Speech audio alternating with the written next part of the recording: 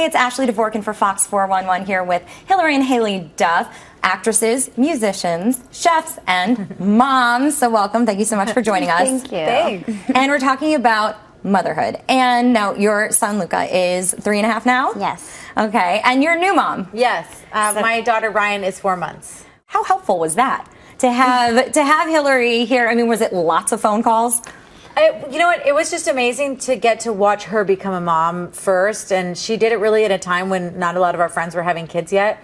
So she really was figuring it out for herself and kind of doing it on her own for a little bit. And I think she just set such an amazing example for me that as I became a mom, I had somebody to really go to with questions and, you know, advice. And she set a good example for me my whole life. You know, always a good big sister to look up to. The Duff sisters are paid spokespeople for Similac, and now part of its Sisterhood of Motherhood campaign. The Sisterhood of Motherhood, and let's talk about that because it's sort of this judgment, the mom judgment. So is that something that you have felt? Did you feel it? I mean, you're in the public eye, so maybe it's even at a different level? It's definitely amplified, you know, because we are in the public eye, and you know, it's hard to do anything without everyone talking about it and the whole world knowing about it. So it's tough, you know, and the judgment starts from the second you get pregnant to like what your birth plan's going to be and how much weight you gain and how quickly you lose the weight and what you name your baby and if you have an epidural and like it just goes on and on and on, and you're like, my head's going to explode because I just grew a baby and like, who am I? Like everything is so different and changing, and we, you know, is scary too. Also wonderful, and it's like I think that creating this community. I mean, Haylie and I got inspired by Similac that they're creating this community where women can go and share their stories about how they have felt judged and what they're going to do to end it.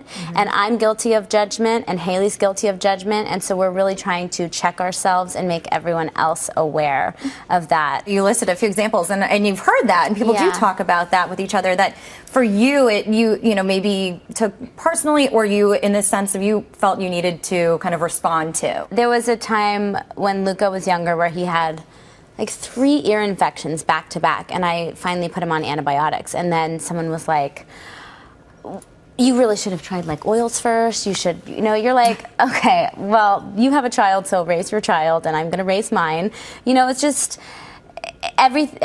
not one thing works for every child and every family and every mom. And so I'm trying to think what else. I mean, even when I stopped breastfeeding and I started to introduce formula at 7 months, you hear people like, oh, you didn't make it to a year, or whatever it may be. You know, there's many different reasons involved, and it can be a really lonely place because you do want to be the best at being a mom, and you think as a woman all of that stuff should be instinctual and you should be perfect right away, and that's really not the case.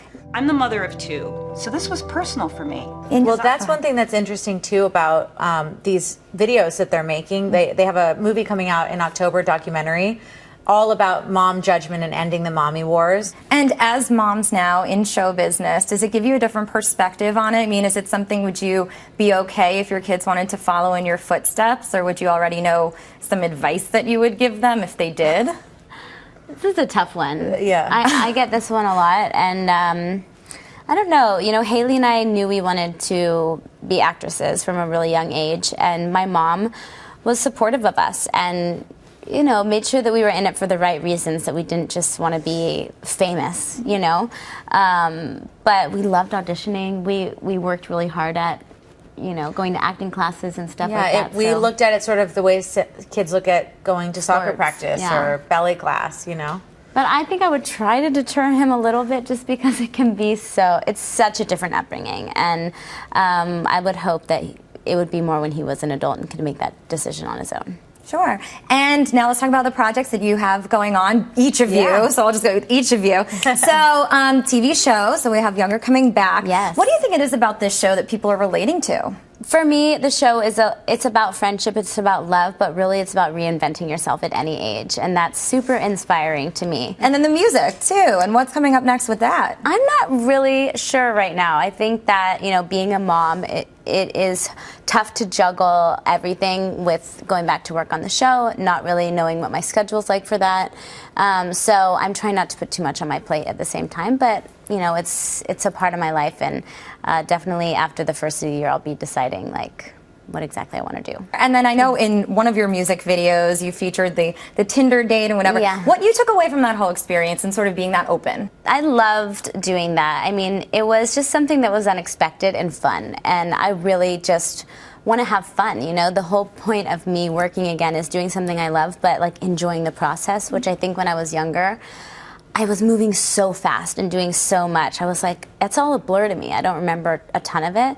So something like Tinder was like unexpected, and obviously I can date now, and I think just trying to do something that's really relatable that the rest of the world does all the time. The time was kind of fun to, I wouldn't say play a joke, but just do something kind of tongue-in-cheek and have a normal experience. Let's talk food. Yes. Let's talk cooking coming up. So first of all, the challenges of doing a cooking show.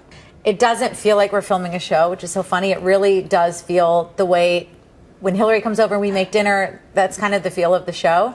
So I feel really lucky that I'm getting to have my daughter upstairs and shoot the show downstairs, and I think that's going to work out well. We haven't gotten there yet, but we're starting season 3, and I love it. I'm really happy. What is your signature dish that your whole family wants you to make? Like, what does Hilary always want you to make? It's funny because you asked me earlier about signature dish. I feel like you should answer what my signature dish is. Probably like piccata. I like your piccata. You do? Yeah. And then she also makes this buffalo chicken dip that I literally dream of. Like I literally dream about it. And when she makes it, she knows she has to make 2 because one's going to be gone by everyone else, and I want my own like private stash.